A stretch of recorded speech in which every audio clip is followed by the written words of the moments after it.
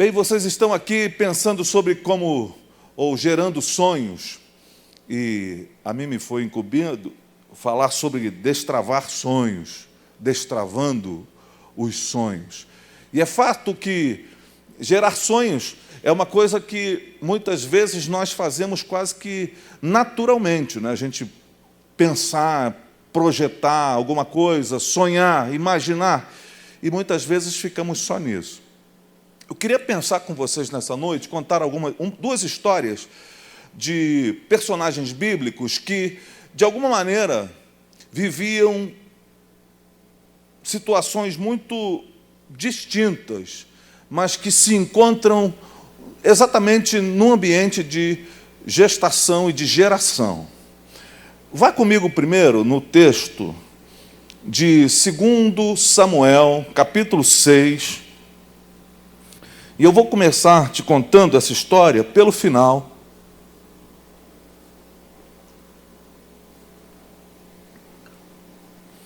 Eu acho que essa história ela é muito significativa, porque para destravar sonhos é importante entender que alguns podem estar de fato travados. E eu queria pensar com vocês nessa noite sobre o que pode travar os nossos sonhos, o que pode impedir que os nossos sonhos sejam gerados.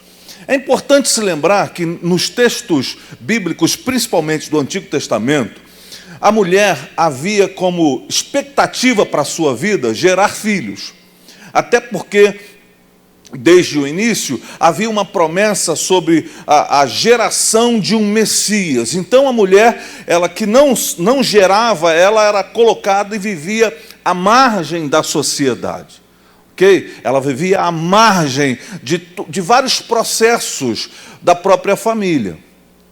Então esse texto, que começa no capítulo 1, mas ele tem o seu desenvolvimento em todo o capítulo 6 do segundo livro de Samuel, ele termina dizendo: e até o dia da sua morte, o versículo 23, até o dia de sua morte, Mical, filha de Saul, jamais teve filhos. Mical é a esposa de Davi, que foi dada a ele por conta do seu enfrentamento do gigante Golias.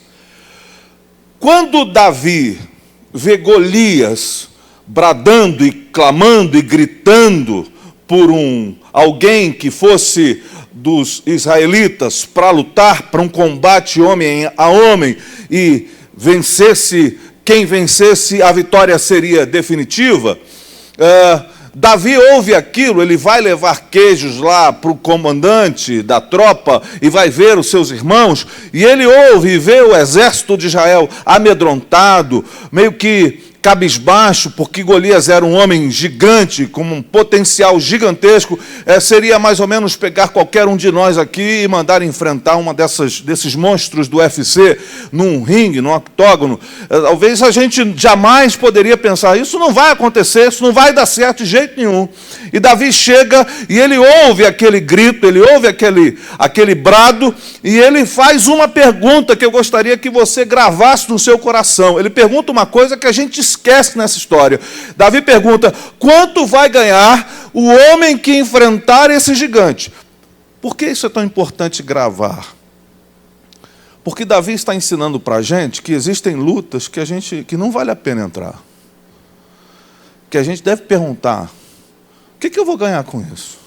Não no sentido medíocre disso ou egoísta disso, mas tem brigas que a gente vive, que a gente acaba vivendo, que não fazem sentido nenhum. Tem brigas que a gente briga e depois a gente vai perguntar: por que eu briguei? Por que eu entrei nessa discussão? Por que isso começou?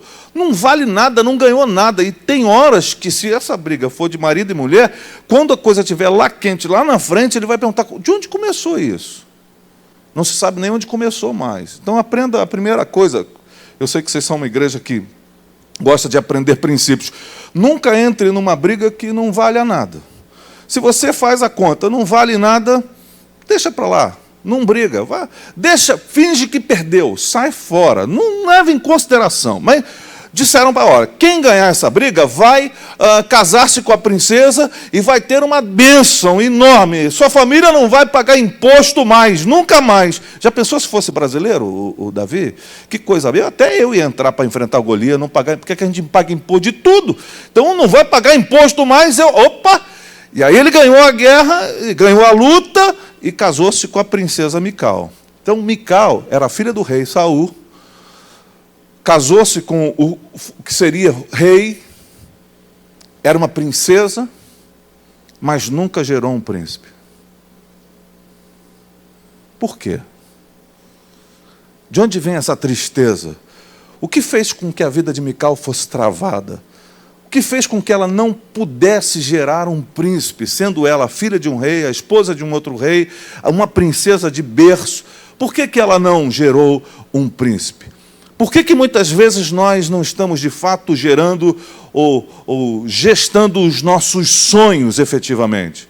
Por que isso está acontecendo conosco? Por que a gente fica travado em alguns momentos da nossa vida? A gente pensa, agora eu vou, e a coisa não acontece. Vamos pensar na história dessa mulher e vamos acompanhar algumas coisas aqui. Bem, a arca tinha sido levada pelos filisteus. E de repente, Davi dá por conta de que ele precisava trazer essa arca de volta, e tem toda uma história em relação a isso, até que ele vai chegando na sua cidade, na cidade de Davi, e vai trazendo a arca do Senhor, e ele está tão feliz, o povo está tão feliz, porque era um símbolo da presença de Deus que estava sendo trazida de volta para o arraial do povo de Deus. Esse símbolo fazia muita diferença para aquelas pessoas e para aquele povo. A arca do Senhor era uma representatividade da presença do próprio Deus no ambiente do povo. Então isso era muito importante para eles. E ele vem fazendo uma festa, uma festa enorme, um rei que está ali conquistado pelo seu Senhor. Ele tira as suas vestes de rei, ele se veste como um sacerdote, ele bota uma estola sacerdotal e ele vem dançando na frente da arca e vem saltando e vem celebrando o rei, aquele homem poderoso que é Davi, um homem que enfrenta Golias, um homem que enfrenta outros gigantes, um homem que tem vitórias extraordinárias. Ele sucumbe, ele se rende à presença de um Deus que é maior que ele, que é mais poderoso, que sabe que tem o melhor para a sua vida, e ele então vem dançando na frente da arca ali, celebrando com alegria a presença do seu Deus com ele. Muitas vezes, homens importantes querem sempre serem anunciados. Davi era um homem importante que vinha como o anunciador da chegada da arca, da presença do Senhor. Porque ele dizia, quem é importante mesmo na minha vida é esse cuja representatividade se faz por uma arca. Ele é importante na minha história, ele é importante na minha vida. Mas enquanto ele está fazendo isso, a sua mulher o está acompanhando. Versículo 15. Enquanto ele e todos os israelitas levavam a arca do Senhor ao som de gritos de alegria e de trombetas, aconteceu que, entrando a arca do Senhor na cidade de Davi, Mical, filha de Saul, observava de uma janela. Sabe por que muitas vezes nossos sonhos travam, irmãos? Porque a gente desenvolve uma vida um pouco indiferente às alegrias, às festas, às conquistas dos outros. Estar na janela é estar como que indiferente ou insensível. Já notou que quem está na janela pode ser olhado como quem está dentro ou está fora? Estar na janela é uma fronteira, muitas vezes, e a gente nem está lá e nem está cá. Mical estava ali, indiferente, insensível, vendo a festa, mas não sentindo nada. Muitas vezes, meus irmãos, os sonhos nossos são travados porque a gente está insensível em relação aos sonhos dos outros, aos projetos dos outros. A gente fica tão objetivado com aquilo que a gente quer e com a maneira que a gente quer, que a gente esquece que é importante estar sensibilizado à verdade e à realidade de quem está ao nosso redor. Se há alguma coisa que tem travado muitas realizações, é a insensibilidade. É a indiferença. Insensibilidade é uma coisa muito trágica na vida, até mesmo cristã. Ela é trágica em todos os sistemas, em todos os ambientes da vida humana. Mas na vida cristã ela é muito trágica, porque ela pode apontar para nós e produzir sensações e sentimentos que vão nos fazer até mesmo limitados para perceber algumas coisas que nós precisamos estar atentos. Eu vou contar uma outra história para vocês. Por exemplo, Sansão, a gente conhece essa história. Sansão, a Bíblia conta a história dele. É um homem que o Espírito Santo se apossava dele e ele fazia proezas. Há quem mostre Sansão na história e até no cinema como um homem forte, de músculos avantajados, mas essa não é a figura de Sansão. Essa aí é uma mistura, é um híbrido de Sansão com Hércules que as pessoas gostam de fazer. Sansão podia ser um homem assim, magro, meio fraquinho, igual o pastor Gerson, assim, um cara normal, assim, sabe? Canelinha fina, tá tudo magrinho, tá tudo certo. E é bom ser magro, não é bom nessa época? Melhor do que ser gordo e barrigudo. Eu não tenho dúvida disso.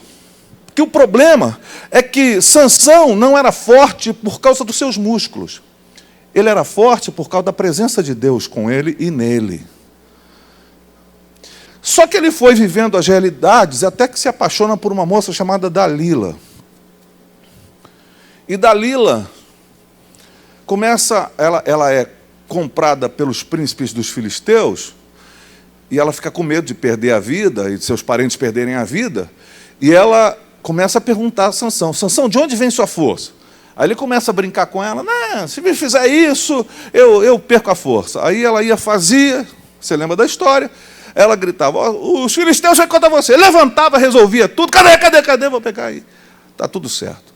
Até que ele não aguenta mais. E ele conta a verdade. Ele fala assim: eu sou nazireu. Nunca cortaram o meu cabelo. Aí ela dá um negócio para ele beber, só pode, e ele bebe, com gosto, e cai no colo dela, e eles vêm e cortam o cabelo de Sansão. Ele não sente nada. E aí acontece o versículo, para mim, mais triste da Bíblia. Ela fala assim: os filisteus estão vindo. Aí ele diz: eu vou levantar de novo e vou arrebentar tudo, deixa comigo. E a Bíblia diz assim: porque ele não sabia que o Espírito do Senhor havia se retirado dele. Sabe que Sansão perdeu antes de perder a visão, antes de perder tudo? Ele perdeu a sensibilidade. Ele não sabia que Deus já tinha saído. Meus irmãos, a gente está aqui para gerar sonhos. Isso é uma bênção e uma dádiva. Mas para a gente gerar, nós precisamos estar sensíveis àquilo que está acontecendo à nossa volta. Sensíveis à dor de quem está próximo de nós, sensível à dor de quem está desejando alguma coisa, porque nós estamos vivendo, e já é natural dizer isso, porque desde a vinda de Jesus nós já estamos nos últimos dias. Então nós estamos vivendo esses últimos dias e Paulo vai dizer a Timóteo: nos últimos dias veriam dias trabalhosos, onde os homens seriam amantes de si mesmos. Isso quer dizer egoístas, gente que só pensa em si. E não tem coisa que trava mais sonhos do que só pensar em si.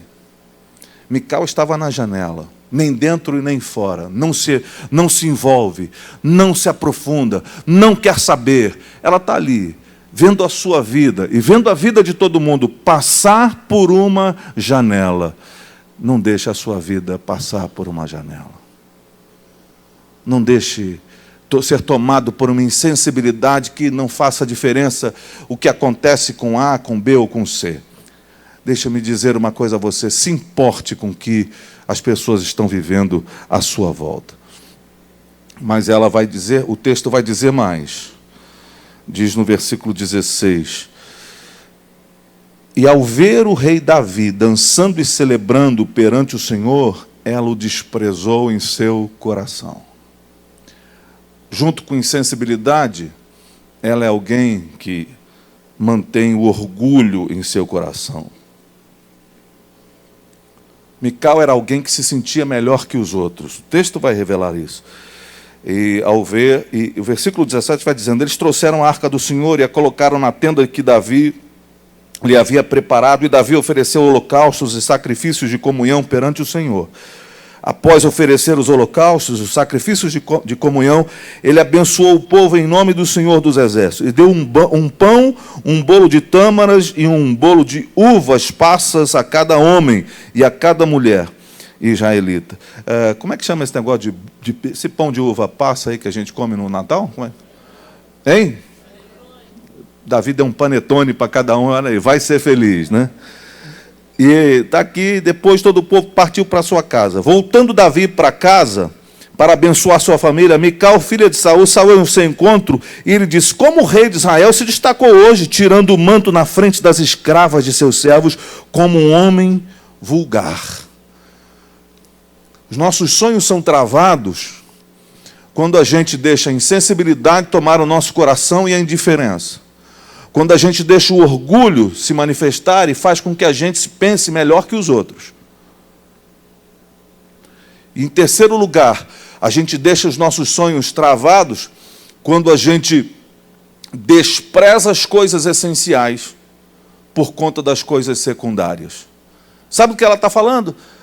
Era mais importante manter a aparência do que, de fato, celebrar o Senhor.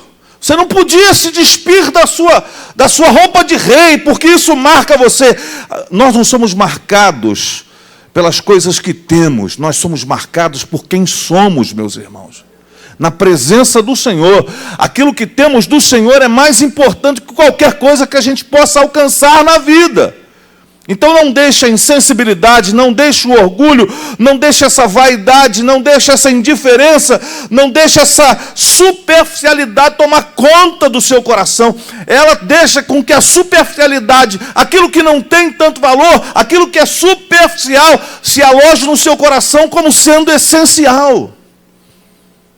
O salmista vai dizer assim, que os meus inimigos sejam como o capim do terraço, que seca antes de enraizar, porque não tem profundidade. Nós vivemos um tempo, meus irmãos, de muita superficialidade. A gente é muito abrangente, mas pouco profundo. Somos superficiais em muitas áreas. E precisamos, se queremos gerar sonhos, impedir que a superficialidade se assente no trono do nosso coração. Então, que coisas podem travar os nossos sonhos? Aprendemos com essa mulher algumas questões. Uma delas, a insensibilidade e a indiferença. O orgulho e a superficialidade. Tratar as coisas sem a profundidade necessária, sem se importar. Ser indiferente aos problemas das pessoas que nos cercam. Ser insensível às dores das pessoas que estão próximas de nós ou até distantes de nós. Não levar em consideração coisa alguma. Isso pode fazer conosco o que fez com a princesa que se casou com um rei e se tornou rainha. Não poder gerar um príncipe. Você tem todo o potencial para gerar sonhos, milagres e coisas maravilhosas da parte de Deus. Olha para esse irmão aí e diga para ele: em você há todo o potencial para gerar coisas e projetos em Deus que vão fazer transformações poderosas na sua vida e na vida de muita gente. Mas eles podem ser travados por coisas que a gente faz. Mas como eu disse a você, seriam duas histórias, duas personagens.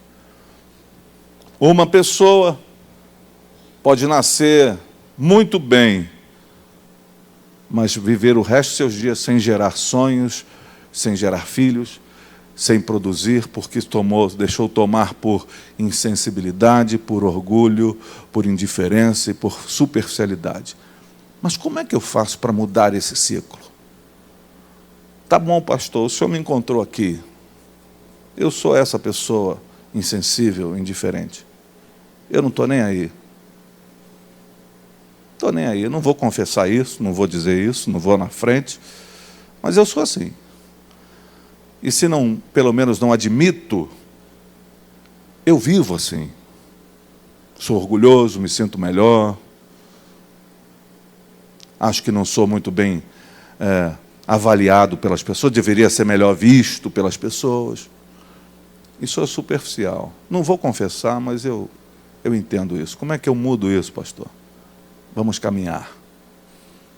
Volta ao primeiro capítulo de Samuel, agora no primeiro livro. Há uma história também de uma outra mulher. Essa mulher, todo mundo sabe o nome dela. Seu nome é Ana. Ela é casada com um senhor com um nome muito curioso. Eucana. Eucana para nós, né? Lá era Elcana. Para nós, Eucana. Uma pessoa que se chamasse Eucana, no Brasil hoje, seria rapidamente chamado de cachaceiro, né?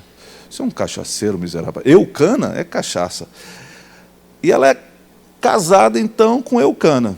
É a sua primeira esposa de Eucana. Só que ela não gera filhos. Não gera. Fizeram toda a parte esportiva do processo para gerar, mas não gerava. E ele, precisando gerar descendência, casa-se com uma segunda esposa. O nome dessa segunda esposa é Penina. E Penina, se Eucana espirrasse, ela engravidava. Penina tinha filho 3x4. Engravidei. Eucana engravidei. É um negócio extraordinário. E ela foi tendo filhos. E o tempo foi passando. E Ana começou a ficar amargurada. E Penina aproveitou para tirar onda com Ana. Você não tem filho, você é uma mulher seca, você é isso, você é aquilo. E não tem jeito, o marido nunca vai gostar de você. Ele vai me procurar mesmo, porque você não dá. Aí Ana fica indócil com aquilo, os anos estão passando e ela fica indócil, nada muda. E ela tenta, então, fazer alguma coisa, e Eucana vai dar a ela o atestado de que homens não entendem nada de mulher. Porque Eucana vai dizer para Ana, Ana, ele doa a melhor porção. Eu não sou para você melhor que 10 filhos, Ana. Homem não entende nada de mulher mesmo. Ainda bem que a Bíblia não manda a gente entender. A Bíblia manda amar. Maridos, amai as vossas mulheres. Porque se a Bíblia dissesse, maridos, entendam as suas mulheres, a gente não tinha casamento. Não tinha como. Que não dá para entender esse ser de consciência múltipla e esse multifacetamento feminino que é extraordinariamente perverso em relação à nossa capacidade de entendê-lo. A gente não entende mulher. Eis aí um bicho da criação que deve ser amado com a maior força do coração humano, mas não tente entender. Os maiores dramas conjugais que eu tenho tratado ao longo de minha vida pastoral é de marido tentando entender a mulher. Não tente, você não conseguirá entender essa criatura maravilhosa que o Senhor plantou do seu lado. Não tente. Ame com todas as suas forças, com todo o seu coração, com toda a sua garra, mas não tente entender. E Eucana deu um atestado, dizendo, olha, eu sou melhor que 10 filhos para você.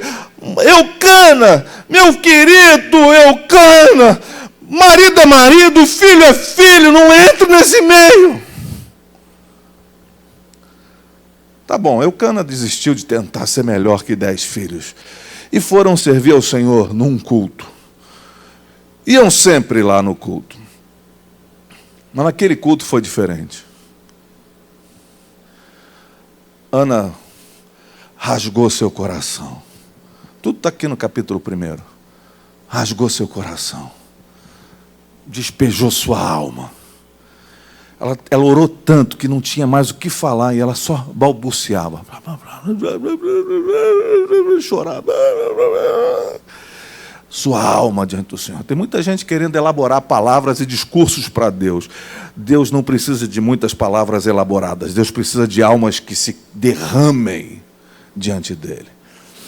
A situação estava tão estranha que o sacerdote chega perto dela e diz assim: mulher, 9 horas da manhã, você já doida de álcool? O que está acontecendo? Não é para tomar tanto assim não, minha senhora. Você é a esposa do Eucana é ele. A senhora não, a senhora é só Ana. Não era para beber tanto. Aí ela fala assim: eu não estava bebendo, senhor sacerdote. Eu estava derramando a minha alma diante do Senhor. E aqui é um caminho para você gerar seus sonhos. Derrame a sua alma diante do Senhor. Derrame a sua alma diante do Senhor. Não tente orar repetindo frases que você aprendeu no arraial dos crentes. Rasgue o seu coração. Deixe vazar de você. Sangre a sua alma diante do Senhor e deixe que Deus entenda o que você está dizendo. Mas nada mudaria se ainda que tudo que ela fizesse fosse derramar a sua amargura. O que fez com que Ana destravasse o sonho de ser mãe foi que ela disse o que nunca tinha dito. Ela disse: isso é o tempo que falta? É. Então tem bastante tempo ainda. Graças a Deus. Mas fica tranquilo. Até cutuca o irmão aí que está do seu lado e fala assim: não dorme não.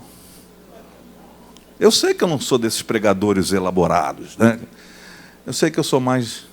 A minha voz vai mais fazendo o sono, dormir, né? Eu tenho até recomendado pegar minhas pregações e botar assim do lado da cama, se você tem insônia, ligar, porque faz dormir, né?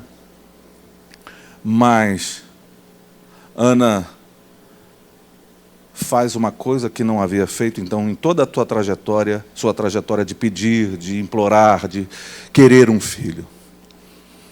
Ela se volta para Deus e diz: Senhor, se o Senhor me der o sonho que eu estou te pedindo, eu vou dá-lo para o Senhor. Sabe o que destrava os nossos sonhos, meus irmãos? É quando a gente desapega deles. Quando a gente entende que o trono da nossa vida é do Senhor. E a gente planeja, projeta, sonha, quer, batalha, trabalha, mas entrega para Ele. Senhor, se o Senhor me der um filho, eu vou dá-lo ao Senhor. E Deus aceitou.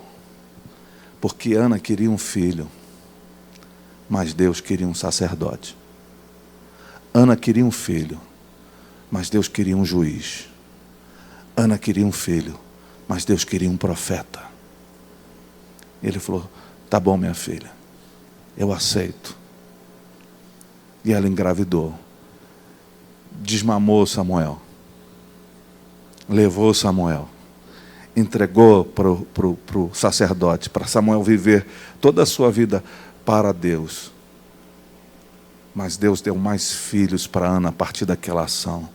Sabe, meu irmão, o que destrava a sua vida, o que destrava os seus sonhos, é você sonhar, mas que os seus sonhos vão abençoar não somente você e não vão realizar somente você, mas vão fazer com que aquilo que você sonha, alinhado, aquilo que Deus deseja, fazer com que você viva coisas que você nunca imaginou viver em toda a história da sua vida. Então, o que pode travar os nossos sonhos? Insensibilidade, indiferença, orgulho, vaidade, superficialidade.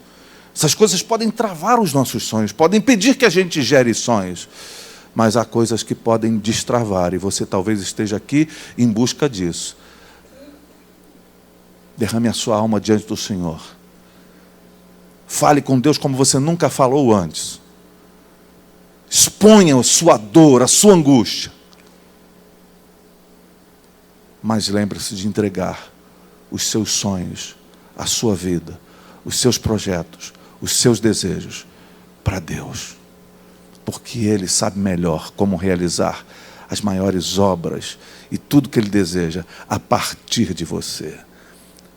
Imagina agora Ana na comunidade, aquela que era estéril, aquela que era zombada por Penina, aquela que era olhada com desprezo.